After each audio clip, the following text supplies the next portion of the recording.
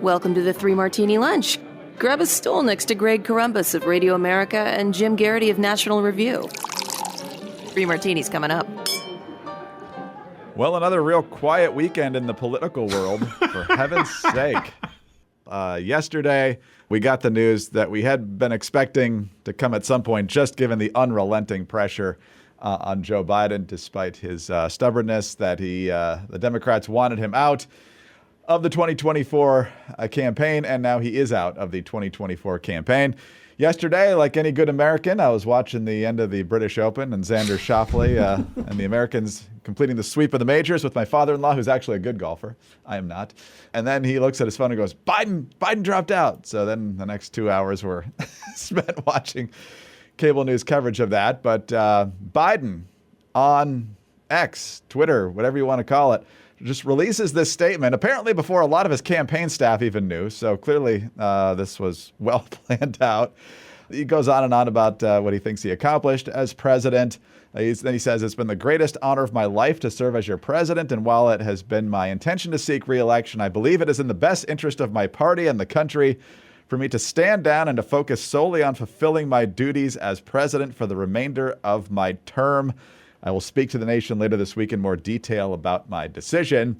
So that backed up what Mark Halperin was saying to a point. He expected a televised address. At least he was told that. That didn't happen. He was also told that Biden wouldn't endorse Kamala Harris, which he did. And we'll get to that in the second martini. So, Jim, in the wake of this, all of a sudden, these people with the long knives out, it's just effusive praise for the president. Nancy Pelosi being my favorite. President Joe Biden is a patriotic American who has always put our country first. His legacy of vision, values, and leadership make him one of the most consequential presidents in American history. With love and gratitude to President Biden for always believing in the promise of America and giving people the opportunity to reach their fulfillment, God blessed America with Joe Biden's greatness and goodness. Well, yesterday morning, Halperin tweeted this out. If an angry and defiant Joe Biden tries to hold on by running out the clock, Speaker Pelosi will have to raise the pain quotient to unimaginable levels. Veteran Pelosi watchers believe that is what she will do starting as early as today. Meanwhile, Politico reporting that Pelosi, up until yesterday, was doing it the easy way, but would have to do it the hard way if necessary. Barack Obama, who let the George Clooney letter go forward, just gushing with praise for Joe Biden. And so if you ever thought that politics was genuine, just watch these people who had been kicking Joe Biden in the shins for the last 3.5 weeks. And as soon as he finally does what they want, they're like, oh, what an amazing selfless act. Yeah, that amazing selfless act that he took when he had no other options, when it was, either he quit instead of being fired effectively. So here's the thing. On the one hand, yes, that is extraordinarily eye-rolling. It's, ridiculous. I feel like the tone of this has changed since the news broke around 1:45 or 1:30, whatever it was, yesterday afternoon. Greg, as of this recording, we have not seen the president. He only issued it through a letter released on Twitter. As I put, first of all, remember when Democrats hated Elon Musk? And, and Twitter was supposed to crash and all that stuff. This is the biggest statement Joe Biden is making, of his presidency. And they issued it over Twitter? There wasn't leaked to CNN or any other, the tone that I have as we start recording this, in the mid to late morning on Monday afternoon is I'm actually really worried about Joe Biden. This is weird and scary. This is not normal. Even if he's got COVID, which, by the way, 45 minutes before they issued the statement that Biden would not be seeking another term, there was a statement from his doctor saying he's recovering great. His blood oxygen level is what it should be. He's taking Paxlovid. Everything's hunky-dory, but you can't see him. And he's not going to say a statement on camera. He's not going to issue a statement, not even a picture of him signing this letter. This is weird. No one has seen him since Tuesday. There's nothing on his schedule for today. Allegedly, Kamala Harris is going to address the country at 11:30. By the time people hear this, then maybe they've heard of him. This is weird. This is really weird for Biden to be not, accessible. And because there was so much reporting that Biden and the Biden family had dug in their heels so much, like, I don't want to spread rumors. I don't want to spread misinformation. But like, I'll just say something's not adding up. And if something with the president's health changed in the last 24 hours, it would fit what we're seeing. I'm just going to leave that out there. So as much as I would really love to kick Joe Biden in the shins and talk about what a lousy president he's been and how ridiculous these hosannas are, I feel a certain degree of sympathy. I don't know what state he's in, but it's certainly the fact that we can't see him is troubling. And the other thing I'm going to observe is like, why did he reach this decision? Or did someone reach this decision for him? Look, he had a terrible debate after that he and his campaign had first demanded and challenged and said, I'll even do it twice. Well, he's not going to do it twice. But also every subsequent appearance, none of them were good. You could argue they were marginally less bad, but that's a very low bar to clear. So the interview with Stephanopoulos, the interview with Lester Holt, the NATO press conference, he kept saying all these things. And then the BET interview, he couldn't remember the name of Secretary of Defense Lloyd Austin. Like, that's kind of scary. He's really not well. The other thing is most of these things are between 10 and 4, his good hours. So, Greg, we've kind of been, over the years, we've been saying, what's he like early in the morning? What's he like late in the, what are the bad hours like? And now my concern is that, what if he's like the bad hours all the time? What if he doesn't have any good hours anymore? And oh, by the way, if that's the case, he should not be president. Like, Kamala Harris should be taking the oath of office this afternoon. So there's just something really bizarre about this. I won't mind saying, I was texting our guest and our friend of the program, Dana Perino, this morning, and I said, I have not been this unnerved and disturbed and anxious since the third season of Twin Peaks. Just nothing's making sense. There are vague clues, but they don't make any order. There's, strange cryptic statements, So in all of that, I'm praying for the president. I hope he's doing okay. But it would be really great if either he or anybody could give us some more answers. Because, the president who insisted he was not going to, quit the race is quitting the race by a vague, with one sentence in a letter that alludes to it. We still have no idea why. Is this health? Is this polling numbers? Maybe Harris will give us some answers to it. But America, we're in a very weird, troubling place right now. No, I think that's right. According to that same Politico story where I referenced Pelosi's hatchets being out, apparently Steve Ricchetti and Mike Donilon, two of Biden's inner circle, allegedly came to him this weekend with polling data from the swing states, which showed that it's highly unlikely he was going to win. And allegedly that's what convinced him. In response to Pelosi and Schumer and Obama putting out the effusive statements, you got to love John Fetterman. Selena Zito with the tweet. Skunk at the garden party. Spare me the soaring accolades from people with their fingerprints on the blades in our president's back. The only one telling the truth about what happened here. Because look, the American people didn't just decide Joe Biden wasn't up to the job. You had polls of 2/3 of Americans or more going back a long way, well before the debate, saying we don't want him running. Even a big chunk of Democrats say we don't want him running, and especially we don't think he's up to the job, and yes, he's in mental decline. And so the Democrats just pushed forward anyway. And then they had the perfect off-ramp. February 8th, Robert Hur comes out with the special counsel report saying that Joe Biden's basically not mentally fit to stand trial because of his terrible memory and all this stuff. Couldn't remember when he was vice president, couldn't remember the year that Beau Biden died. And instead of saying, okay, and there was like a day or two, maybe, of media interest in this story. And then the Democrats circled the wagons again. Adam Schiff, who was one of the ones attacking Biden last week, was there during Hur's report to Congress. And he's like, how dare you include this in your report when you're not going to charge? They decided to press forward. And Jim, you can only come to the conclusion that they fully knew that Biden couldn't do the job, but they thought he could still win. And that's what was important to them, not that we had a president who was competent. And it's only after the debate when they couldn't hide it anymore that they decided that they had to cut bait. And I think the tell on that is the immediate aftermath of the debate. You saw all these Democrats on these cable news panels. They weren't shocked that it happened because if they were truly shocked, they would have been like, well, that was really odd. That was out of character. I wonder what happened. Instead, it was, oh, he's done. He's gone. He can't be president anymore. He's not up to the job. Boom. Yeah. First of all, let's point out that all of us have experience with the elderly, parents, grandparents, people who are in their 80s.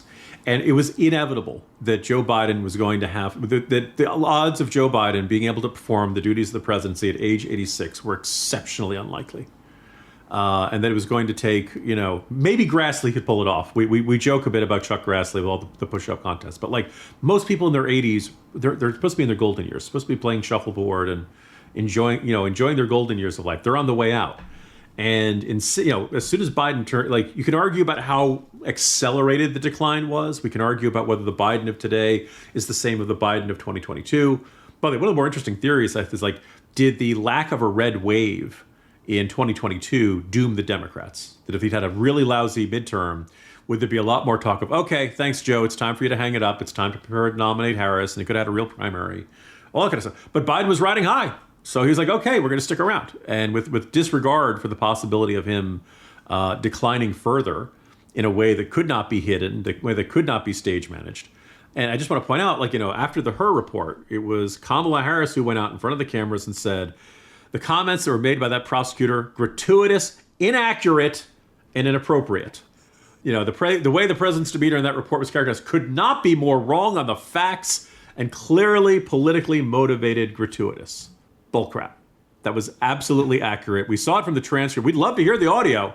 If Biden's so sharp, show us that audio. I think it's now pretty obvious that what we see on the debate stage, what we saw in the transcript of her, that's Biden. There is no better Biden out there. And that's why his decision to not run was inevitable. And one of the reasons why, look, last time Biden had COVID, Biden went out and did make a televised address when they killed al-Zawahiri. They kept him 6 feet from the cameraman. The cameraman was wearing a mask and all that stuff, but he was capable of going out on camera and making statements. The fact that he has not, and we haven't heard a peep out of him since then, makes me think he is not capable of doing that right now, which is really frightening and scary. And again, nobody in the Biden administration is telling us this. The closest we've gotten to is Frank Biden, the president's younger brother, who said, selfishly, I'm relieved. I want to enjoy the time we have left, with him. And time we have left, like, geez, that makes it sound like he's dying.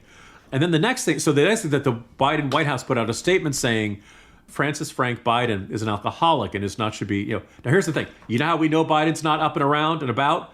Because the White House staff is trashing a Biden family member. That never happens. They defended Hunter Biden to the hilt.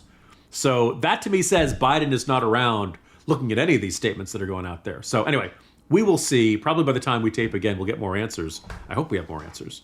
Couple more points here quickly. Even after the Democrats slammed Robert Hur, and Biden came out the night of that report saying, I remember when he asked those questions. How dare he? He never asked the questions. Biden volunteered it and got Correct. It all wrong. But you alluded to this before, but we got to play it. We have the boldest tactic in our end of the year political awards. Dumbest political tactics, probably this. Donald Trump lost 2 debates to me in 2020. And since then, he hadn't shown up for debate. Now he's acting like he wants to debate me again. Well, make my day, pal. I'll even do it twice. So let's pick the dates, Donald. I hear you're free on Wednesdays. Yeah, that didn't age any better than. Not only can we declare that the winner for this year, Greg, I think we may retire the category. There's nothing that's going to top that. And you think about so Joe Biden himself, but not just Biden, everybody around him said, it's conceivable that some people had the ulterior motive of, let's have him, if he's going to crash and burn, have him do it as early as possible so we can switch him out of the convention. But assuming, I think the operating assumption of Biden in his inner circle is he's going to clean Trump's clock. That is like me betting the mortgage on the Jets winning the Super Bowl. Right now, by the way, I said that, and I realized I tempt fate. And if Jets win the Super Bowl and say, "Aha, look, Jim said the Jets are never going to win the Super Bowl," I'll take that loss. I'll take that freezing cold takes tweet mocking me. That's a trade-off. But the Biden team thought they were going to win this thing, and it ended his presidency. Part of it was Joe being stubborn. I can take that guy. I'm not gonna duck a debate. And then part of it, I think, was yes, Plan B in case they need to, and then also, well, Biden's clearly in decline. He's not going to get any better as the campaign goes on. So that's a good point. We sneak one in, and then we can get out of the other one if we do well enough. But let's talk about Lumen. This is definitely good news because it's not easy to keep track of your diet and make sure you're eating healthy. And it's easier to do when you have some information at your fingertips. And that's where Lumen comes in. You literally wake up in the morning, you take a deep breath, and you breathe into your Lumen, and it tells you what your metabolism is doing right now. Are you burning fat? You burning carbs? What's going on? What do you need to eat to kind of balance things out? It also gives you tailored guidance to improve your nutrition, workouts, sleep, and even stress management. So Biden family members could be good for you too. Your metabolism is your body's engine. It's how your body turns the food that you eat into fuel that keeps you going. Because your metabolism is at the center of everything your body does, optimal metabolic health translates to a whole range of benefits, including easier weight management, improved energy levels, better fitness results, better sleep, you name it. Could not be easier to use, and it gives you the information you need. Check it out. If you want to take the next step in improving your health, go to lumen.me/3ml to get 15% off your Lumen. That is lumen.me/3ml for 15% off your purchase. Again, that's lumen.me/3ml. Thank you, Lumen, for sponsoring this episode. All right, Jim. Well, one of the things that Mark Halperin said last week was that Biden would not be endorsing Vice President Harris. And in his initial letter that was posted on X, he did not. But just a short time later, he posts, "My fellow Democrats, I have decided not to accept the nomination. Yada, yada, yada. My very first decision as the party nominee in 2020 was to pick Kamala Harris as my vice president, and it's the best decision I've made. Today, I want to offer my full support and endorsement for Kamala to be the nominee of our party this year. Democrats, it's time to come together and beat Trump. Let's do this." Very shortly after that, Bill and Hillary Clinton on board with Kamala Harris. Eventually, James Clyburn on board. Eventually, other people rumored to be in the running if Biden were to drop out. Gretchen Whitmer, Gavin Newsom, and so forth. They're not running. Newsom officially endorsing Harris. I think Whitmer did as well. The main holdout here, the Obamas, Nancy Pelosi, Chuck Schumer, basically the people that guided Joe Biden gently to the railing of the ship and threw him overboard. And the Obamas say we'll be navigating uncharted waters in the days ahead. But I have extraordinary confidence that the leaders of our party will be able to create a process from which an outstanding nominee emerges. So that's clearly not lining up behind Kamala. They probably think she's a weak candidate because she is a weak candidate. Her approval numbers in many cases are worse than Joe Biden's over the last 4 years. So what do you make of Biden doing this? Kamala Harris doing a pretty good job early on of clearing the field. It's not like she didn't have any inclination that this could be happening at some point. She thanked Joe Biden for his extraordinary leadership, honored to have the endorsement, and she's going to do everything to unite the party and so forth. So what do you make of her first, not even 24 hours on the job here? And again, we're recording this before her statement today. So first of all, Greg, do you realize how weird it is for me to simultaneously believe that Kamala Harris has been a enormously disappointing, underperforming vice president and under no circumstances should be elected the next president of the United States, while simultaneously believing the president, she should be sworn in as president, today. Get her in now. I don't think she's going to do a particularly good job, but she can do the job better than Joe Biden, who I hope we hear from at some point, and who also simultaneously is really not that good at this. Now, I'm not surprised that the party is unifying this because, suddenly finding out that the president isn't going to run, I want to say it's a traumatic experience. The Democrats have been panicking and freaking out for 3 weeks now, and so they don't want to go through another messy primary that leaves it divided. And I think for every figure from Whitmer to Josh Shapiro and all these folks, the odds of being Kamala Harris's running mate are better than beating her in a convention fight. And so that's the path of lesser resistance. You get to look like a good soldier. If Harris, Josh Shapiro, or whatever runs and doesn't win, well, nobody's going to blame Josh Shapiro, unless they get thrashed in Pennsylvania or something like that. And by the way, I suspect this is one of the things that was you notice that there was not a great clamor to have Kamala take over, in the weeks leading up to this. Look, if Biden had remained the nominee and lost, well, it's his fault for running. He's almost 82 years old and he looks terrible and he botched the debate, et cetera. If Kamala Harris runs against Trump and loses, her political career is effectively over.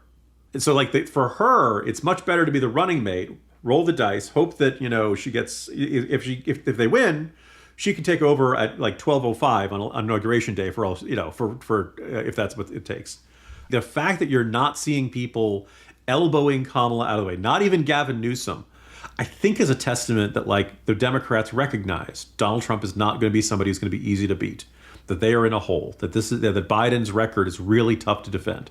The good news is they have somebody who's not Biden anymore and who can do the campaigning and who can work weekends and who doesn't, can do morning events, can do late, it's really nice to have a candidate who can actually work a full day. That's going to be a game changer for Democrats. She has her own problems on the stump. She has her own problems as a speaker. No getting around that. But I don't look. People think Kamala Harris is loopy. They don't think she's senile. And believe it or not, that's an improvement. So I think, I think probably Biden's chances of winning were in the 30% and sinking like a stone. I think you look at Harris and she's at least 40%. She just got to get to 270. You just got to keep the blue wall states and not have anything go wrong in Virginia or, New Hampshire or something like that. And I think the ones that have looked really scary, it's going to take 2 weeks to get real polling. This change has to be digested by the American public. They got to see how how does Harris look over the next couple of weeks or stuff. So I really think until mid-August, we're not going to have a good sense of where the race stands. I still think Trump will be but again, it's not weekend at Bernie's anymore. They have a living candidate right now. It's a really big improvement for the Democrats. So, and it's also a little possible that Republicans got a little too confident. We'll see how things go. I think people could argue, does Harris help you more in those swing states? Or does Harris just run up the score in the deep blue states? And I think that's a fair question, but Democrats did not have a lot of great options. So this is what they've gone with. Let me ask you this. Biden releases this letter that doesn't endorse Kamala Harris. 27 minutes later, he releases the tweet endorsing her. The people that shoved him overboard have not endorsed Kamala Harris. So I'm wondering if the endorsement of Harris is his way of or the family's way of punching back at the people who basically abandoned him. And, they see it as a betrayal, obviously. It seems like the people who did all that weren't ready for that endorsement, because if he was going to do it and they were okay with it, it would have been in the original statement. That is conceivable. That also makes me wonder if this letter was drafted by a staffer and some staffer forgot that you're supposed to include the endorsement of the vice president. Coupled with the fact that if Biden did not endorse Kamala Harris, not only would it be weird, it would be an admission that he botched the first and most important decision he made as the Democratic nominee 4 years ago. And, we've heard reports that Biden's, kind of a little irritated with Harris and says she can't take anything off his plate. He doesn't really trust her to resolve any issues for him. Now, he gave her the border, which was not exactly a simple one. And it's not like anybody else in the Biden administration was helping her out by, serious enforcement or stuff like that. But, it's a tacit acknowledgement that Harris has been a disaster and they don't have faith in her ability to beat Trump. That having been said, I think he had to. He had to. Otherwise, he'd be saying, yeah, I can't do the job anymore. And the person who's been a heartbeat away for the past 4 years, I never really thought could do the job either. We'd be like, Edith Wilson was a genius. We'd be saying, for the good old days of Woodrow Wilson. I think he really didn't have any options there. But man, what a weird chapter of life we're living through. I am standing athwart history yelling, stop and let me enjoy the weekend. That's all we want. As I mentioned before, before we started taping today, Charles Krauthammer called the 90s a vacation from history. And I think we're making up for it now, because the last 3.5 weeks alone is just a monumental stretch in American history. And honestly, this past week has been I'm just going to say, Greg, this past week has been a long decade. And in all seriousness, we're an inch away from both parties having different candidates than they had a week ago. Yes, that's what's really frightening. So, I didn't want a Trump versus Biden rematch, but not like this. Well, we'll talk a little bit about Republican tactics after we talk about Z-Biotics, because if you are going to be doing any drinking, you need to make sure that you wake up feeling as fresh as possible the next morning. That's where Z-Biotics comes in. All you have to do is take Z-Biotics before you have your first drink of the night, and then the next morning, you'll definitely feel better than you would if you hadn't taken Z-Biotics the night before. Z-Biotics pre-alcohol probiotic drink is the world's first genetically engineered probiotic. When you drink, alcohol gets converted into a toxic byproduct in your gut. And it's this byproduct, not dehydration, that's to blame for your rough next morning. Z-Biotics produces an enzyme that breaks down this byproduct. So just remember to make Z-Biotics your first drink of the night. As always, drink responsibly, and you will feel your best the next morning. Yeah, like I've said many times, I've got a coworker who knew exactly how much he could drink, but as he got older, he started to feel worse in the mornings. So when we got the chance to pitch for ZBiotics here, he tried it, his wife tried it, and it made a huge, huge difference. So go to zbiotics.com/3ml to get 15% off your first order when you use 3ml at checkout. ZBiotics is backed with 100% money-back guarantees, so if you're unsatisfied for any reason, they'll refund your money, no questions asked. Visit zbiotics.com/3ml and use the code 3ml at checkout for 15% off. Thank you, ZBiotics, for sponsoring this episode and our good times. All right, Jim, on to our final martini now, and that's the Republican reaction. Republicans wasted no time in reacting, and with the exception of Lisa Murkowski and Mitt Romney and so forth, you basically came with two reactions. First, you had Trump, who did a flurry of posts on Truth Social. One was about Kamala Harris is going to be easier to beat. Another one's about, hey, can I get my money back for all the time and effort we spent attacking Joe Biden since we don't have to attack him anymore and he's not our opponent anymore. And then he's even taken shots that this isn't over yet. Biden's going to wake up tomorrow and forgot that he did this, and so he's going to be running again and things like that. And meanwhile, most of the other Republicans immediately, including J.D. Vance, the vice presidential nominee, and Speaker Mike Johnson, and so many others saying, whoa, whoa, whoa, whoa, whoa, whoa, whoa. If you can't run, you're not capable of staying in the job, you need to resign. So what do you make of what we saw from the GOP yesterday? Well, first of all, I think that second argument you saw from Speaker Johnson is absolutely correct. That it is. So way back, summer 2021, I read a piece, like the Afghanistan withdrawal debacle is going on. And I read a piece saying something is wrong with the president. Because during Afghanistan, Biden did not appear for 5 straight days. That's a long time for a president not to be seen in public. Then when he did, he was generally giving these very short statements, reading from the teleprompter, not taking any questions. Now, one of the reasons he wasn't taking any questions was that the previous month he had assured the country that he had the Afghan army is the best trained and best equipped force in there, and he had absolute faith in them, and you're not going to see helicopters evacuating diplomats off the embassy. That's exactly what we saw, right? He had good reason to avoid it. Then when he finally did sit down with an interview with George Stephanopoulos, it went really badly. And, it was like, that was 4 or 5 days ago, man. And I feel like this is not the normal schedule of a president. This is not the way a president usually acts during I also went through the president's schedule and okay, well, he's busy. At least according to the public records, he had 2 conversations with 2 foreign leaders in a 10-day stretch during the collapse of Afghanistan. One with Boris Johnson, one with Angela Merkel. Again, that's not normal. And it was my indication. I started looking, can Biden work, most he was then 78, 79 years old. Most people that age have a tough time working here. So if Biden can't do the job, he should not be in the job. And as I said, alluding to what I said earlier, Kamala Harris should be president right now. Not because we think she's great, but because she's physically and mentally capable of performing the duties of the presidency, and we do not have certainty that the president can do that right now. So that's Republicans are absolutely right to be pushing on this, absolutely right to be beating the drum on this. And the longer Biden is not in the public eye, the fairer and more, really indisputable that argument becomes. As for Harris as a candidate, we talked about this a bit in the next martini. I think it's very possible Republicans might overestimate the ease of beating Kamala Harris. Now, I will point out the presidential campaign crashed and burned back in 2020 and didn't even make it to the primaries. I went back and I checked, and I linked to this in the Morning Jolt. Let me go back even further. Kamala Harris did not lose a race in California. Once she had to go, she was one of the top 2 finishers and had to go to a runoff, and she won the runoff. All right. So in California, Kamala Harris knows exactly what it takes to please a heavily Democratic state, what it takes to please the voters of San Francisco, and what it takes to please the voters of California. The problem is once you go out of that and you're campaigning in places like Iowa or New Hampshire or any of the swing states, Arizona, Michigan, Wisconsin, Pennsylvania, she does not, know how to appeal to voters out there. So, Republicans should feel pretty good about this. This is not, you're not taking on classic Bill Clinton. You're not taking on classic Barack Obama. But that having been said, it seems reasonable to assume some people will be excited about having the first woman president, and that the gender gap probably is going to get a little worse for Trump.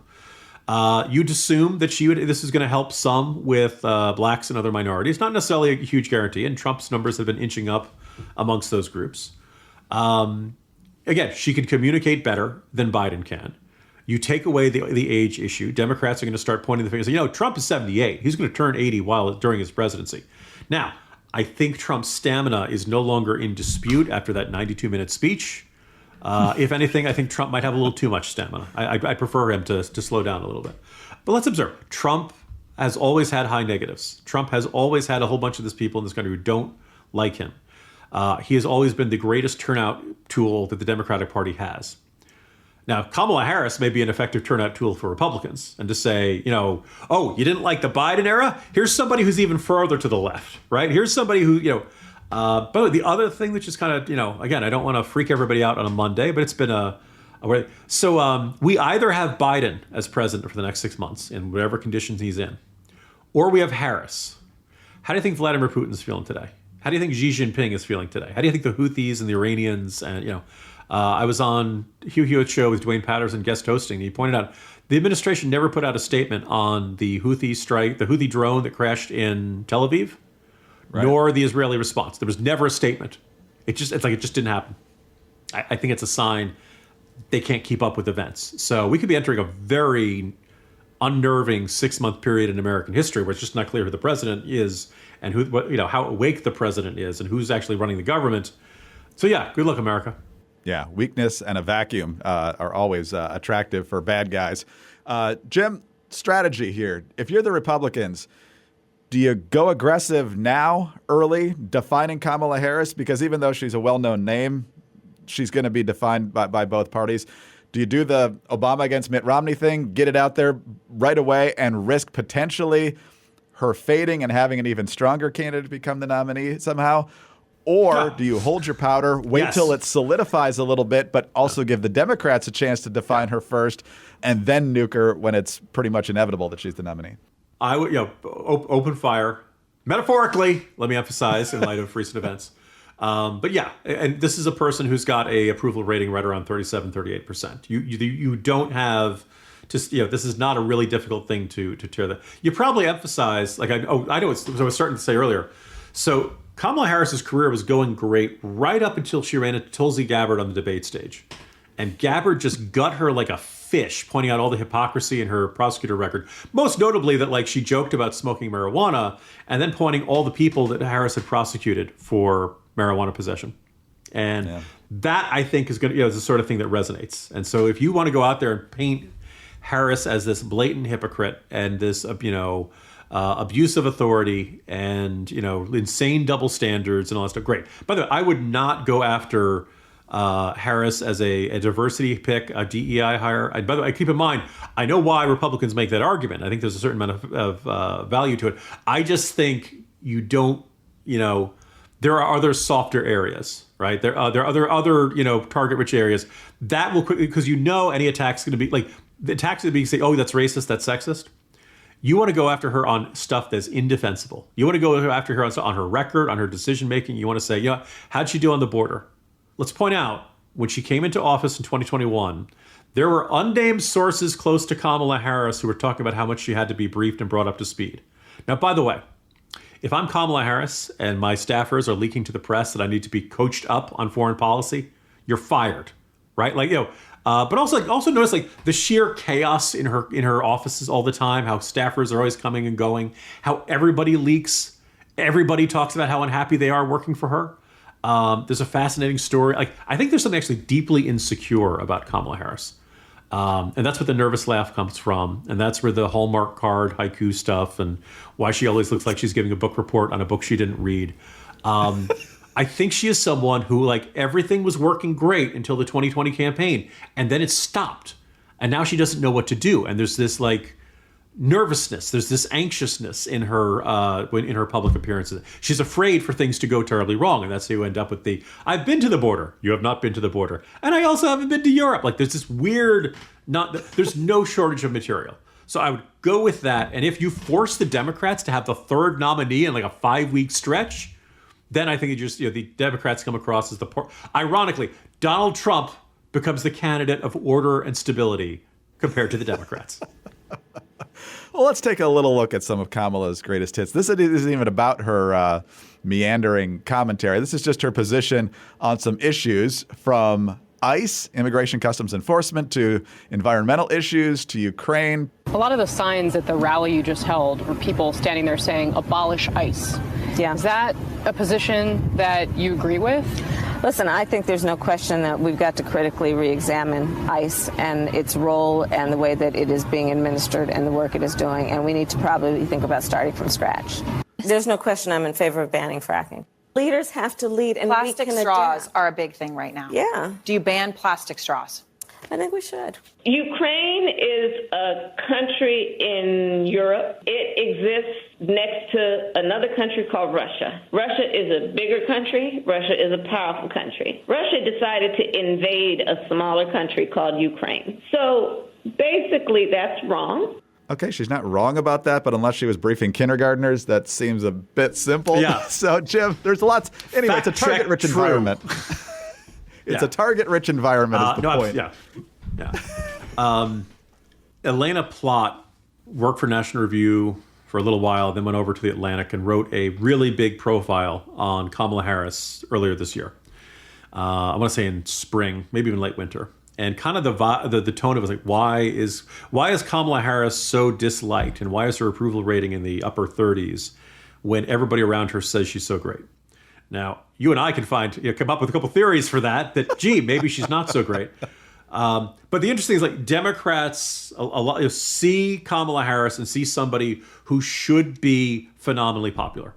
And I'll point out, like, I tell this anecdote that, like, seeing her at the 2012 Democratic Convention in Charlotte, when she was just speaking for 5 to 10 minutes, I saw her. She was California Attorney General at the time, and I was like, wow, dang it, here comes the next female Obama. Charismatic and young and attractive and a lawyer, and they're just gonna, here comes the next steamroller. Didn't turn out that way. Maybe very well that Kamala Harris has like 5 to 10 good minutes in her, and then after that it runs out. But it's one of those things where I think the perception of Democrats of Kamala Harris, that she's this phenomenal all-star history-making figure, et cetera, and the Kamala Harris that the rest of the country sees, which is kind of a joke, somebody you don't take seriously, somebody who you don't, wouldn't trust to handle watching your pets while you're on vacation, never mind run the border. For once, the country sees the same people, sees the same figure that we conservatives see. And I think that's a significant hurdle for Kamala Harris. But we also know there's going to be a full-fledged media push to turn her into Joan of Arc. To turn her into the most greatest woman hero of all time. So we'll see how this shakes out. But I think there's there's more skepticism to overcome than the typical Democratic official recognizes at this time. Who knows what we'll see tomorrow, Jim, but we'll be here to talk about it. Greg, today's been a long week. Is it Friday yet? Jim Garrity, National Review. I'm Greg Columbus, Radio America. Thanks for being with us today. Please be sure to subscribe to the podcast if you don't already, and tell your friends about us as well. Thanks also for your 5-star ratings and your kind reviews. Please keep those coming. Get us on your home devices. All you have to say is play 3 Martini Lunch Podcast. Follow us both on X. He's at Jim Garrity. I'm at Dateline_DC. Have a good Monday. Join us Tuesday for the next 3 Martini Lunch.